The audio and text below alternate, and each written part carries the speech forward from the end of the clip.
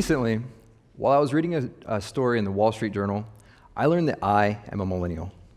Now, you have to understand this came at a little bit of a shock because my entire life, I genuinely believed that I was a Generation X kind of guy.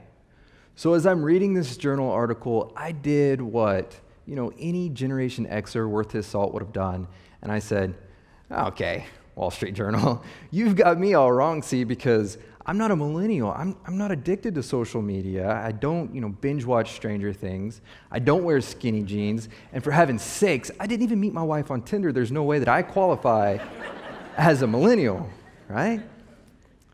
So there I was. I'm having, I guess you'd call it this generational identity crisis. And I began to ask myself the question, what's the importance of a generation? Naturally, I began to reflect on our greatest generations. And upon this reflection, I began to see a common thread. Many of the generations that we consider to be our greatest generations, they left incredibly rich legacies of rebellion. They were the generations who had the courage to stand up and rebel against the inherent wrongs of their time when those inherent wrongs became the status quo. That's a lot to take in and maybe a lot to wrap your mind around. I didn't bring these slides with me today, but I do want to show you a timeline. Let's start here at the beginning. The men and women who came over here and settled the first American colonies, they were rebelling against religious oppression. Now we fast forward a little bit to our founding mothers and fathers, and we see where they were rebelling whenever they raised up an army and defeated the most powerful military force this world had ever seen in an unwinnable war to rebel against a tyrannical empire. We fast forward a little bit more to the 1840s and 1850s, where we see the abolitionists rebel against the institution of slavery. When the concept that one human being could actually own another human being became the status quo, they were the ones who had the courage to rebel.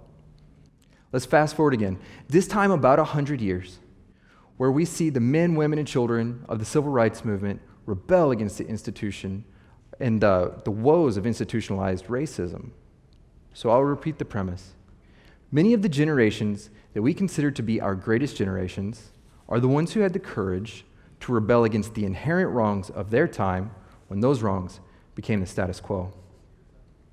Today, we as millennials, including myself, I guess, we stand on the precipice of an era that has not yet been defined by the legacy that we choose to leave. So what will that legacy be? Will it be a legacy worth leaving to lead the generations that follow us? Look, these are hard questions. Maybe they're impossible to answer. I don't know, but what if we did this? What if we just started right here and we asked ourselves, what is the greatest inherent wrong that we face today that has also become the status quo? Look, make no mistake here, there are many, many inherent wrongs in our world. There's racism, poverty, violence, and many, many more. But there is one inherent wrong that we face today, perhaps more troubling than any other. And that is the hyper-polarized, idealistic state that you and I, we collectively are in as a people. Collectively, as a society, we have become so polarized that it is now commonplace for us to vilify and demonize anyone who has a different idea or opinion than our own. Each of us, on a daily basis, we're being pushed and pulled towards the fringes of an idealistic landscape. We are encouraged to adopt these idealistic brands, and even any deviation from one of those brands will leave you ostracized from both ends of this idealistic spectrum. Any deviation from these extremes, and you'll be vilified because today that is the status quo. It is this hyperpolarization that cuts away at our progress. It cuts away at the process that our republic was designed to facilitate, and it cuts away at our synergy as a people. It is this hyperpolarization that inhibits us from being able to address those other wrongs in our world. Poverty, racism, sexism, violence, climate change, opioids, healthcare, you name it, we're not going to be able to solve any of those problems until we're ready to start acting like grown-ups and recognizing the humanity of other people than ourselves who have different ideas than we do. So, I believe that it's us, this millennial generation. It's up to us to lead a rebellion against this polarization.